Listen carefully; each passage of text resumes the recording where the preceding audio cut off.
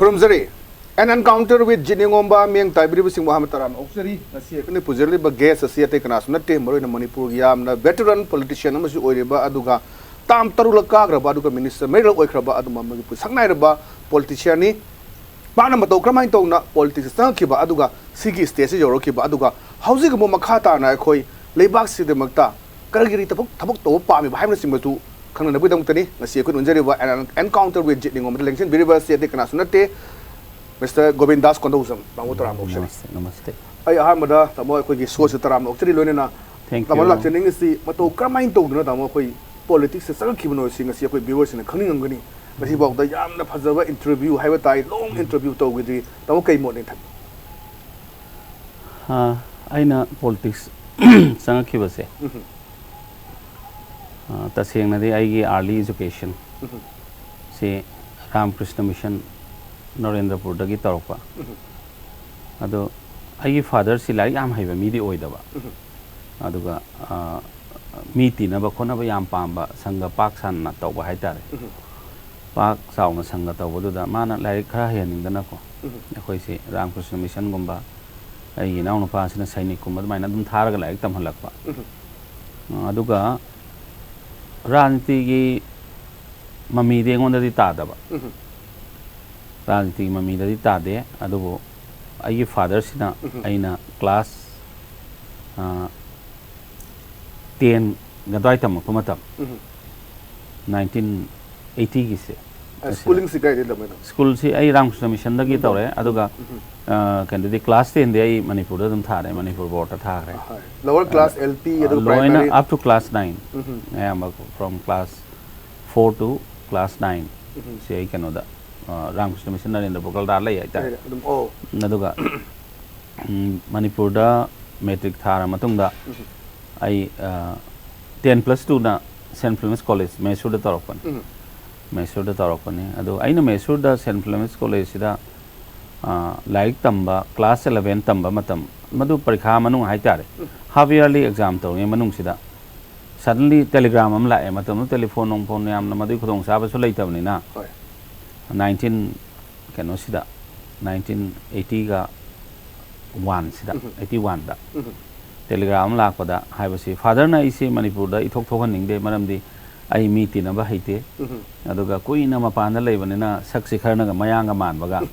अदुना मी सो तीनबा हईतबा ngak सा याम तौबा अदुगा ngang khotpasu yam haitebani father na manipur da isi thokhan ba pamdaba adubu telegram da hairakpasi nang yam thun thorao nahaki bag and baggage pur ga thorao nang father yam serious oire hana hairakpa matamda aingon ching law bam phawe ba ai father si yam smart oiba mi ni masana gari thawe do masana masi special class contractor oina horokpa aduga horokpasu masi Congress की youth Congress तक यार हरपा थाइना कोई pre statehood मतम कोई territorial council O-ring मतम दगे high जतारे को अदुना आई इंगोंद चिंगनबम पोकने करी कमाय पो हर गाना आई फादर सी आई सिरमदो माले न फथमोय द फावे मरम नि माना आई अमत थोगनिंगदबा ना आइबु थोलो हाइना हारिसिना दे father may not be serious but he might have died अद कोज ऑफ डेथ से करी नो इने मतम लो खल लेना को खन मतम दा मसी गाड़ी याम कन थवे फादर सिसो आई गाड़ी गुम एक्सीडेंट थोगा सिरमद्रा है इन खले अदना आई मतम दा आई मरु मपांग सिंग सेंट फिल्म्स कॉलेज तमिनबा इवन अखोगी मरु प्रोजेक्ट होगा यावनि हाना आईएसटीवी दा सिबिलिटर ओइन लेरंबा कोई मरु प्रोजेक्ट होगा कोइना पैसा नोंसा खाइनरगा इसे अदमाइना इसे थोरक मतम दा फादर से थोरक मतम मागी संसार लोरमे लोइन लोरमे मतुंग सिदा ऐसी आइना इल्डेस होइबा आइगे इसिनाव सिंग मरक्तगे हाइतारे को इसिनाव क्या नदो इसिनाव अखोई मापन नुपा क्या नुपा अहुम मरी ने नुपा मा लैखिदे अदुगा नुपी मंगा मुनि खोइसे अदो इमा सु याबा इमा से अहुम सु हाइतारे को इमा से अदना फादर से मथोन पोकपा फादर से मथोन पोकपा अदु फादर मदर से मथोन पोकपा अदुना फादर ना मसा मसु याम थमनिंगबा ओरमसु याइना खल्ले बाइना अदो आइना ख्वाइ अहल ओरमिना आइसे खरा मन सजेस्ट तवे लाइक तंबा तोगा युमदा लेबना फगनी युमगी लेजबा प्रॉपर्टी खजिदंग लेबा सिंगदो तौरगा पानरगा लेबना फनी हाय अदुबो याम पुक्चेन चावबा आइगी फादर की मदर से आइगी फादर सिना गोजेंद्रो कवी अदुगा आइगी फादर की मदर सिना कैनाहन कवी अबोक से आइगी अबोक सिना हाय मपाना दु कुइना मपानदा लाइक तमहलगा आइगी सुसे माना तम्मी बसिददी लोइजसनु क्लास 12 सिददी लोइजसनु हाना अखोय अबोक सिना मुक थारकपा हाइतार थारा मतुंगदा आई सेंट फ्रांसिस कॉलेज दा क्लास 12 परीक्षा थारे परीक्षा थारा कान परीक्षा लोरा कान इस 1983 आई 1973 अराउंड अदुदगी मपान दा लेबनी अदुना 83 दा ई मणिपुर दा थोले after 10 years कुम आई थोले अदुदा ई मरु मपांग सिंग यामना हेना लेबदी ओइदबा अदुबो आई फादर से 1980 सिदा इलेक्शन नम थेंगनाकी मतम सिदा 80 सिदा थेंगना मतम दा मासी vote round about 146 47 द्वाइदा मासे माइथी पी खेब पी सिना कोई कुंद्राकम पुलिन कांता पावुंग पुलिन कांता न पी बने मतम दुदा 1980 81 सिदा रेवेन्यू की मिनिस्टर सो कोऑपरेटिव एंड रेवेन्यू मिनिस्टर सो ओइरा हुजिक लाइरी मासे पावुंग लाइरी पावुंग मसा फरी पावुंग लाइरी पावुंग पुलिन ना माबो माइथी पीरम फादर से अदो माइथी पीरम मतुंगदा नेक्स्ट ईयर द फादर लाइखिदबा 80 द माइथी पीरगा 81 द लाइखिदबने 81 द लाइखिदबा माना लाइखिदब सिलचर गे लाबो हॉस्पिटल द लाइतबा मा अदुद लाइखिदबने अदुगा आई मतमनुदा मणिपुर द हल्ला मतुंग सिदा आइसु तौफम म खंगदे लाइफ सिदा तौफम खंगदे हाबदी आई कमाइना आइगी फादर गी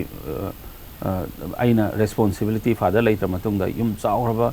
युम इमुंग मनुंग मयाम सिंग से आइना कमाइना रेस्पॉन्सिबिलिटी पुगदोइनो नाइसे खंगदे अदुना लाइफ सी यामना लाइना लौरे हाइतारे याम लाइना लौरे अदुना साही दबा निशा नोंसा चाबा खोटपा अदुम खरा तौरे अदुगा अदुदा आइना आइगी लाइफ सी मा लोइजग्रसो यारे आइना खले मरमनि कगिनो हाकांदा आइगी फादर ना आइबो यामना अफबा मी मोइना नबा सिलकपने अदुबो आइगी पंथुंगसी यौबंगमगदौ मानद्रे अदु सरुपुदे आइना बर्थडे नम पीदना आइगी लाइफ सी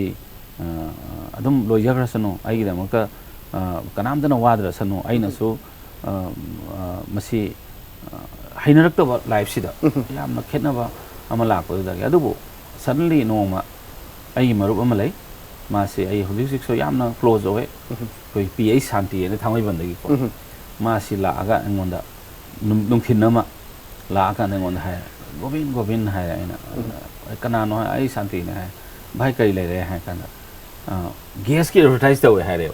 एलपीजी की मतलब तो एलपीजी से मणिपुर से याम लैत्री अहुम मरी खत लै रिबा अहुम मरी खत लै अदा एलपीजी की एडवर्टाइज अम तवे थौबाल गे म तवे थौबाल सिना फिजिकली हैंडिकैप की ओय कैटेगरी से अदुगा बिष्णुपुर की सिना ओपन ग्रेजुएट अनएम्प्लॉयड ग्रेजुएट की ओय ना अदु मतलब दै ग्रेजुएट की प्रकाशी 1984 दा था गिदा ngaibena mana lai 1984 da advertise thorokune ba result out oidaba ada aina apply to budi yadre aduna aigi uncle sing ta sengma ibu bok thokpani magi maming sida apply to reina aduga apply to matam da makhoi interview chalure matung sida aina matam da pk matam da Assam oil division ai lerami Assam oil division da puwase aya mana bangali oiba Manipur da kalai se MO kaina marketing officer kaina leibase aya mana bengali oiba sida bengali se ai si third language join tame ba ada bengali se dum ngangba haiba haitare haibu na makhoi sing sina dum luun tawbiba tawbada gi de ngonda agency si pirakpon agency si piraganda agency si ai round about 1 year musanga 1980 ga 16 January da kogi matamduda minister oye kogi baba saubna sangabi ai LPG distributor se ado aina 5th LPG distributor oy Manipur gi aduga notice ta khwaidagi youngest distributor so oy ai se aduna mina ko buga se beta ga ka oy ba ngonda ado ai dum khara so naha oy bane na dum so ngonda kai ba so leite aduga ai dum mayam na do haiga so ngonda karim sing na balaite the mind tower gas tower 1986 tagi haurok padana 1980 ga 9 sida aduda marak sida mana election si 1985 85 ki election si ai father ga lemina ba ningthau khong sida mi ani leminai amana father gi mane gi masa se lebak poduna father si vote ka gi dam ne natra de father na vote si karam ba ya bai khudong sa ba leiba ado matam da father na vote to pam mane na ai so vote ki lang de dum pam ba vote isa ma na tho candidate am oina ga tho pa si pam di matam da dui wakan lei jade hai jari ba ado 1985 sida matam da father gi mane gi masa RK Dhanachandra gi election campaign se yaure yaw khotan tawre ado ma ka ba ngam gi re ngam gi ra matung sida 1990 sida amuk akhoi khundra kom jibon ai ta jibon si lepe do ta jibon si father gi follower ni aduga ma si matam da ai gi legal advisor oin lai like ai gi elder brother oina ai gi mother na sama ba yam nun tawi ado akhoi na sumang na mate yam pang ado 1990 sida ma si vote ka khre ado 1989 da ai gi keno father gi trust masam khal ling khalaga aina meritorious students sing se under poverty line da leiba BPL gi family da gi meritorious oiba students sing si makoi free education gi ama khoina loans da we free education piba adong natural calamity mai sak hebe yomda matam da paisa yam ma bon te da lupa lising ama pang bugumba dumaina tawo ma sa dumaina dum khar khar dum matam da yam da su value yam lai poni hai adu matam da di adu maina mi si yam hena thopi ba khopi ba di lei lei ta ba da khoina yes ki paisa khar ga phang pa adu ga adu da dum akhoi mateng khar pang jaba hai tare 1990 sida akhoi tajibon si kare tajibon si ka bada ai se yam harawe maram di matam du da akhoi gi political scenario se Bishnupur versus Ningthokong aina malayam me Ningthokong sina Bishnupur sida gi MLA sim munna na batawa adiga Bishnupur sidi adum MLA adum leijaba oiba district headquarters oiba ni na advain taw sida akhoi tajibon si ka dana harau hodana akhoi si tawra kanda khara leira ga di akhoi gi tajibon se mayam go wari sana bada mayam do gi tin tin ba ya da dong taw ma adum uba ni na haiba si so mana taning da gum taw taw budi yamna khang haiba mi ni akhoi tajibon si so aduna ma ga mayam si ga iton tona da dong na taw pa sida ai si ranti ge matam du so ranti yaujar go so bole pe wakan chung le jam dante aduna akhoi gi tajibon si yana rakta basida gi di akhoi gi mother gi sister sing thokpa amagi kano se nupa se akhoi gi oza guru oiba oza P Indramani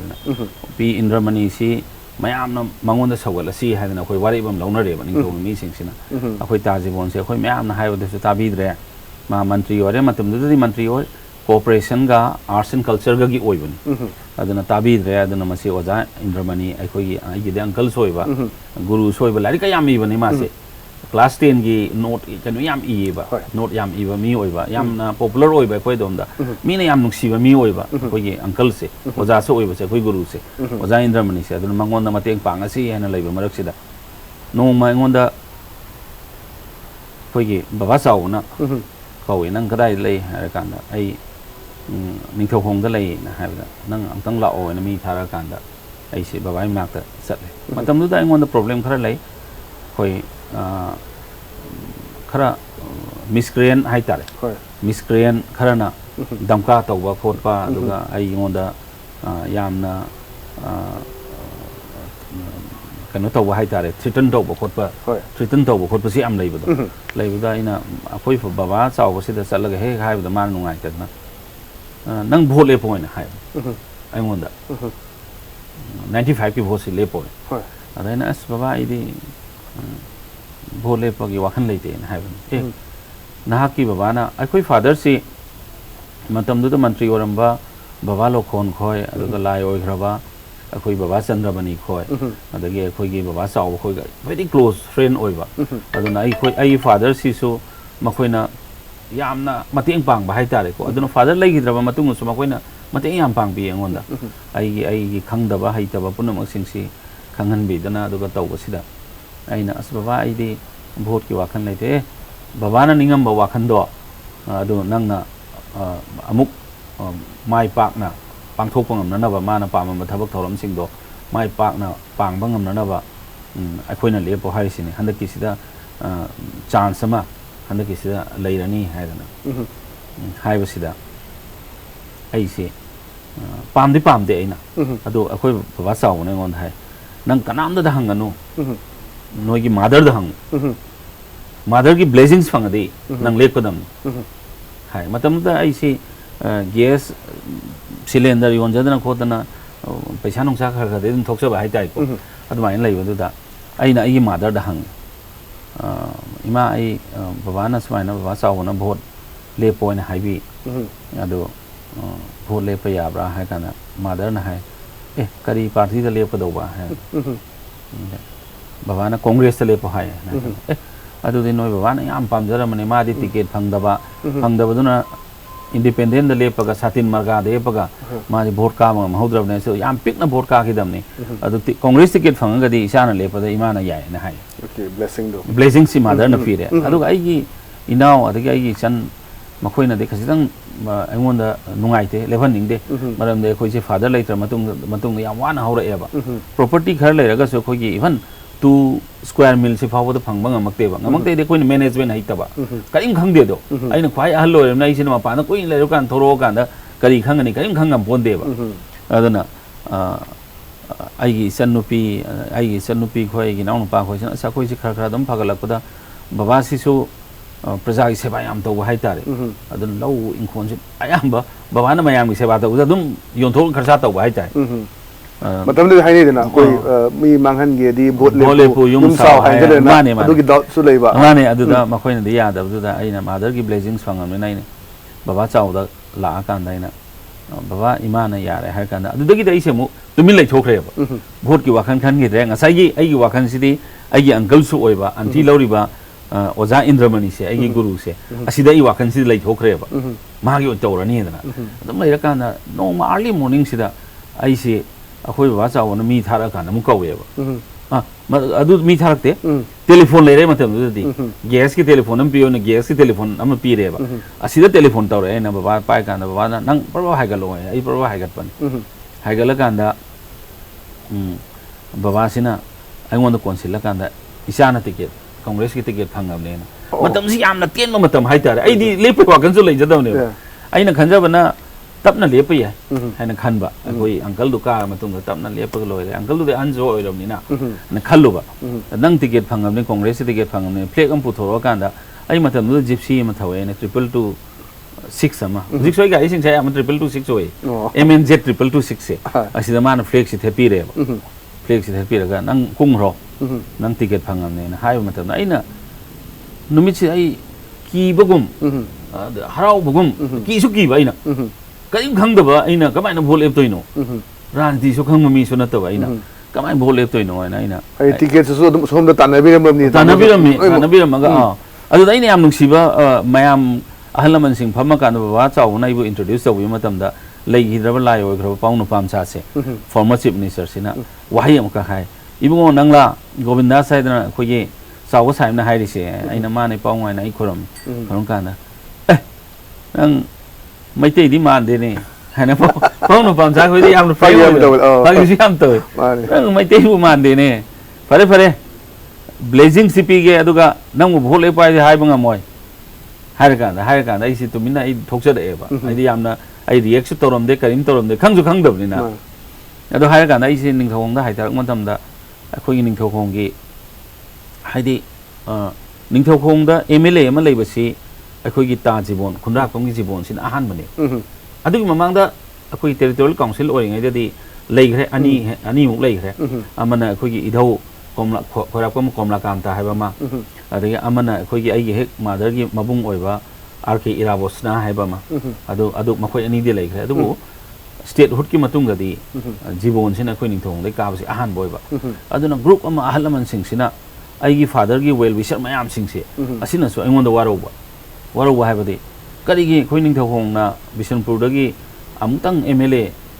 munnana oira kan da jibon na phanga kan da nang na ning thong si da MLA leitar na ba nang na ticket si pung lak ne waru ba yaw re waru ba dai si tumin lai re adu aina matam du di wangang ba microphone da wangang so hai ta ba adagi mi khurum gani ha so khang da ba karing khang mana te do ise adu aina akhoi mother sina mayam sing si kaur kan da mapa na so pam jaram mani na noi tamona pamambanina mana lepasida akhoi na mateng pangbidradi magi di kana laini kana so leite mapagi masimno amon leibasu nate adagi magi makhura maton so leijadam ne ni sa se ne khoi mother sina haibada mayam se dum khara nungsibi ba haitare ado ai se asmatam nu da akhoi gi tajibon naga mai ta ga haibase ai gi afabam ta haide khong chat pa haitaba khotaba ne haire ada ai se khongup si lautho okanda khong dana chatpani khong si I tang hai chatleba mi punam si khoram bada oi baina gaino gai bhasan bi so haite kai mai tam ni naina mi sing je khoram ga tawda aina 1986 tagina 1990 ga 5 fawda cylinder yolaga khang ko matam gi kanaba mana mi si mayam thena rakpani na mi sing no dum nungsi bi ba ai cylinder si kitchen si loi so sina bani na makhoi sing sina so khara nungsi bi ba adugi di vote se haidok ko matam na ai di vote haidok ko si so yaw da ba hojik so amta chatte vote haidok ko se DC office chatte ba aduna vote so yaw da ba aduga aina vote yaw da ba haiba nate vote thi ba so yaw da ba vote thi thadar am kan da isi baba chaw na pura ga la kan ulong du tum na le re aina nonga ma da hawla ko matam da baba na ngona ko laga baba pi ta ra ga hai ai still ai respect ta ai baba chaw ko ai respect ta ai party tongan da lei jara ga su ko ado baba na isi ko la kap ga hai na napana pamjaram napana ningjaram do nangonda thungna bani ko aduga ipa di vote card re nang di vote card re ai na tum hula ko ai di vote card re but where is ai gi father ai gi mentor re bai gi baba chaw di vote card re adu maina ai se vote si lekhi bani first attempt da dum first attempt da 95 to da ai gi ahan ba ai gi keno se ranti gi khwai digi nang no lamba si kana dagi hela ka gi keno ne akoi father bu defeat toramba akoi paung pulin kanta ga aiga adum thina imana second tai aduga aina boy masing kya mangin round about 156 or 57 la matam du di koi tokhaira ga loina thiba ai di khun yona thida ba aduna tokhaira ga thiba du da dumaina ai baba na 100 something or ga pu gi bani adu pu gi bani na so pa ma 100 something hela ga something hela ga mai pa okay am nuai makha ta jingi dai mar sida so biwas am nuai ba wai lakini maruina politics ka main cha ke ba yam no wan honara matung da fast etan mai ba ke ba ai mar sida atin ba brem ngam ke ba ke matung da yam thano hanjara ke yeah I'm leaving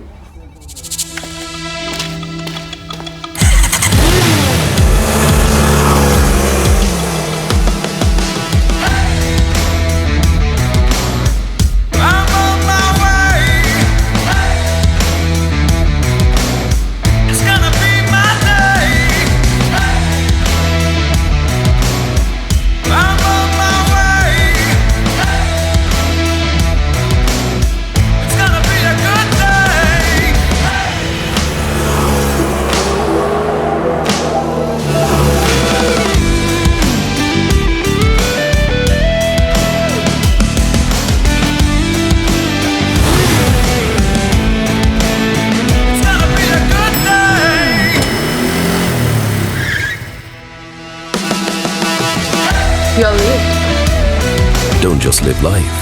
maxify it. Back in Matunda, Mamutaram Oxury, and Makata Alaxage, Romarin like Singing Shehuna Hazik political gi Tuan Bakoi, Sak Pada Minister Oiramba, Tourism gi, Aduka Power gi Lakre, Lakchini Wang de Koi Congress Cuba Sakarama, Tam Ohumlak, Lair Makan said Akoi. Kamain to the Karim Maram, is there any Kihata loophole? Kamain to the Nakoi Sakasi, not talking the Kuta, not only saying the Karim Modation. Jit Yamna Maruiba, Wahangne, Akui Sada Sohangi. What was wrong? Kari Soy Gravano. Kari Soyban and Maram Weragano. Masi Akui Congress na Tam Ohumlag. Prajagi thau mayam toraga so koi power da munghala pangam da basai akoi de so da mahang da ina akoi dum khanja ba matam da masi akoi gi khara so overconfident oi rain lo en akoi gi congress ki leader akoi mayam se soi da na akoi na sem ni da haina akoi punu masi launu ro ba hai tare ko adu maina khara akoi na overconfident oi re number 1 aduga akoi na mi masing yam na phang da base 28 in a coin pang was it. Aduga Hujik Sarkar semi BJP na 21 semi neba. Masi ani subada ai khoi na dum khanja matam na Manipur si yamna resourceful oiba state na taba. Akhoi gi kano si Sarkar si center gi blessings da ayamba salai hariba. Adana center da BJP ki Sarkar Narendra Modi ki Sarkar se laba matung da Manipur ki praja sing na so center da pan ba Sarkar si ga khoi gi state sida laigadori ba Sarkar si ga punna satminadragadi akhoi hayeng state sigi tolo phangdabagi awaba laihibidu amuk ana warakadra ka kaina khanmasu yarung godaina khar kal factor khara dum khan bai tare that is one part. The second sina kai no mo hair kanda akhoi gi infrastructure development gi akhoi election si mamang si dadi kana gi union gi minister Nitin Gadkari khoi la kanda 22,000 crore gi laktho edo aduga jiri lambi si aeroplane tabai handoine haibagumba aduga Congress na chahi tara manga da taurum bathabak to adudagi hena numit tara manga ni da thatra nga da koina hena tawguni haibagumba there are so many false promises mayam pibado pimatam da koi su Manipur ki praja si own mudi pame do manam ni gaino har kana ina toina haijabado yes that is also one part besides akoi gi amasulaidana change is the constant journey of growth aina ahom ba porok ko sida khara hena chakhot ke ni haibe wakan namasu adumaina leiba aduna akhoi Congress na 28 khakta phangaga maram di 40 hen leiramine akhoi di 42 43 phangamine ba aduna 28 ta hanthara ise madu so maramam oigene ne khalle aduga khwai dagi maru oiba poti kai no hakana ina dum khanja matam da grassroots level da leiriba akhoi gi Congress karmi singse asiga akhoi ga khut samjinaba khut soknaba se khara what khijala ko haina ai adum admaina khan makhara leiba aduna oigane ne khalle aduna tragadi akhoi Congress na dum sarkar si pairang madam ne ngasai factor khara ina haijabado aduna oigane ne ai khalle maruna khone uzaba su as a media person amane uzaba da khoi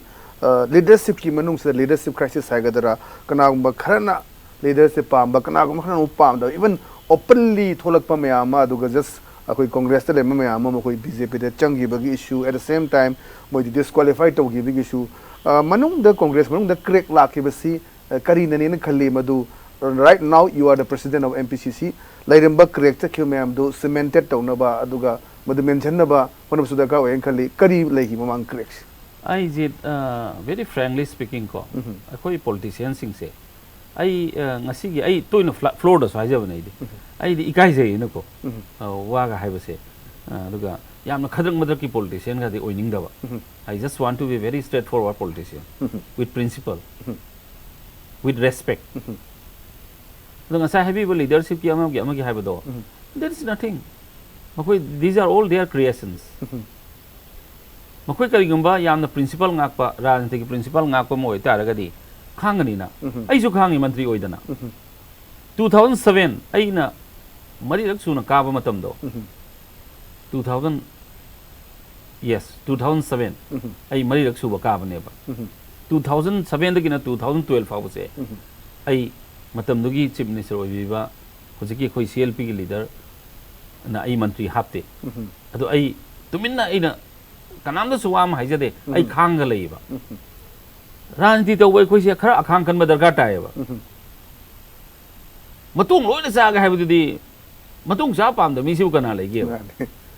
maru so khoi yeng ba hi batai maru si so khoi chup hi batai hing na bai de mata khang mai batai adu natana adu de ai di ngasai gi leadership ta taisin na ba amada taisin na ba natana ai gi political principle ngak pa ngam da ba sing na ai di lawi aduna afaba politician amane ai di law de ba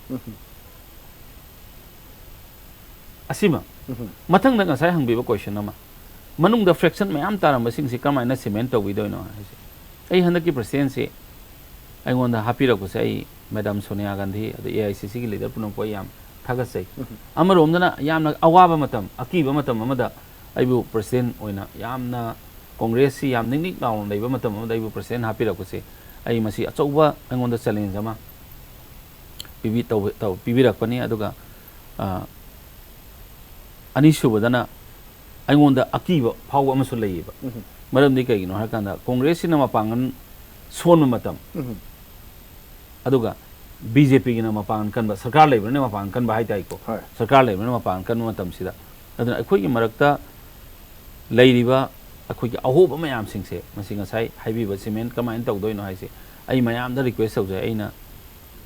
ꯀꯩꯅꯣ ꯑꯣꯏꯖꯕꯁꯦ president ꯑꯣꯏꯖꯔꯛꯄꯁꯦ ꯑꯩ ꯏꯟꯀ꯭ꯂꯨꯁꯤቭ ꯑꯣꯏꯕ ꯑꯣꯔꯒꯅꯥꯏꯖꯦꯁꯟꯒꯤ leader ꯑꯃ ꯑꯣꯏꯍꯟꯕꯤꯌꯣ ꯍꯥꯏꯅ not exclusive. Everybody should be on the board. Nataba taragadi aidi oijaro idum hayaba aina. Position is still now. Mayamna support pidraba ai kari leader oidoino ba. Leader sidi mayamna support tawrakanda oidoine ba. When if I cannot enjoy the support of all my leaders and all my Congress leaders, ai leader amana ai leader oiba yade dana. Adun always aina khanjari sida taina te ai mayam da so haije aina ingraji program like do first among equals so akoi chap manabi manung da signature tawdo nupa do ai ne lobi oina not as president as a friend asima ai mayam da haije ani subada akoi hojik nahan hek oijaba gai tang tara mari da koi December ki tara mari da ai ken oina happy bani president oina tang try panda I SARS lojabani I SARS lojage mamang da hapagi hek nongan ba tang tranga da hanagi president oibiramba ai ge hek thangnana president oibiramba ai ge maruk MO kendro gi da satlaga ina haijai aina ai yam hena si ada AICC na khanbira amnina ai ngonda support tawbiyo ai bu mateng pangbiyo party se amuk hena mapang kalna na ba ma unaram da mana yam fajaba afaba wahi mayam haibirai organization ki ma soidna support tawira kane hujik tawri tawira kane haibagi sa takpire tawsu tawdan leire adu mathang da muk ai adugi ma gi hek mamang do biram masina koi tamuti en hawkip ne ba tamuti en gi dong sat le bai tamuti en gi sale present sing ji han sachari ne ko adu present sal la ka na ma khoi di blessing sama tamuti en dei laure adu mathung da hala ka na muk ai uncle ga khangam gi da sang ka uncle ga khangam gi blessings laure adu mathung da hala ka da ai tamoi bo bi da sal la ka da ai tamoi bo bi yung blessings laure akoi gi selfie gi leader dagi aduga tang prime pan sida aina kano taw godawa charge rona godawa numit se numit afaba numit na hai ka dai ngan salaga I govinda hanu kurum je ishor gi so thousand khara darkar ta bani na ai honna so honna ba ishor gi so thousand khara darkar ta bani na govinda kurum ba loi ra kan da ai charge rona re charge rona ba loi baga ai pong sam de sat le pong sam sarma gi de sat pong sam sarma gi चलगा इन लाई पाउंग साम शर्मा की लाई खुरम कान पाउंग खुरम जरे main अदु भाई ओजारतन थियाम गिद telephone दा हंगजा मतम ओजारतन थियाम से out of station होइबा अदुना यामना अखोगी मयामना सम्मान तविबा अहल लमन सिंह सिगी ब्लेसिंग्स खरसु दरकार तायना अदुना लीडर आयाम लीडर सिंह सिगी चलगा यदम मखोगी ब्लेसिंग्स सिंग अदुम लौजबनी अदु लोय मतुंगदा आई फेब्रुवारी की तांग तरुक तरेत 2 days की session nama koi pangthokre maram de khoi ki congress ki manung da lainari ba khoi si lingchen manadragadi khoi party sibu mapan kan party moina ingkhat pangam moye na yadmaina adugi matung namu 1 day ki session nama tawre aduna khoi grassroots level sing sita yam ba khoi salani aduna hoji pawda di aina khanja matam da khoi ki slowly adi khoi aina hek president ora kana magic tawngam basuna te idi aduna magic ki potsi ada banina aduna grassroots level sing sida koi yong chalaga na congress si amukhanna mapan kanba adugumba party ma koi oina honari aduga congress na sahi tranga da torpa thabak sing si prajana yam hena khangbi da dauna tawba kharam su yawba madugi da makta khangbi na nabagi da makta koina booklet macha ama sahi taramanga da sakhot thorangi lamda congress ki khongset haidana ama iba lai macha ma so khoi booklet macha ma so phonge ba mase khoi maitei mayekta aduga ingraji da yam thuna phong kan da khoi worker sing da pi da kan da masi counter to wirak suno ina dum khalle BJP na masi na khoi tor manate asina khoi na tor mane asin tor manate ha dum counter to wirak suno khoi so makhoi gi no progress card ama ma yandon thamira kane khoi so just a progress card ne adu ma ta ujari ai adu maruina khoi na su uzaba da outside te uzaba hai tare ko manung sida ajik phausu khitang mot manada ba khara adum ubo fongi masi manhan na bu onabada kari da gauri khoi gi amana haibadu amana hek kano to bugum basi khara adum uri masi punjan mama दरकार ओइब्रन खली कमाइन तौर पुजन नगदु as a president नमु सुमे हुजिक सुलै अखोई से अदु पुनसिनरकनी situation ना मरमदी करिगिनो हर कांदा personal ओइबा खरसु यावे सिदा पर्सनल ओइबसु खरा यावे अदना पर्सनल ओइबा खरा यावबसी अखोई तमना तमना दम थादोरकनीदा तम तमना हाना कोइना यामना लाइना से सही मरी नक्तकना नान लैरमिना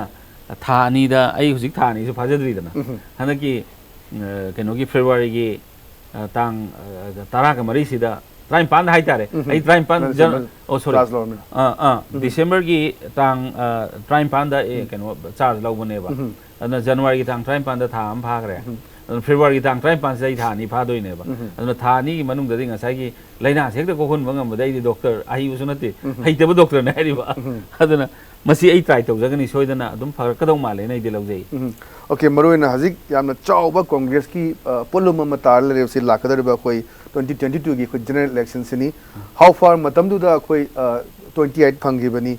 हौजिक मसी फंगनबो होनबदा करी करी स्ट्रेटेजीज मयामा होय हाइनिंग बसु लेरम या हाइनिंग दबसु स्ट्रेटेजी खरदी चेंज तोरकरा उबरन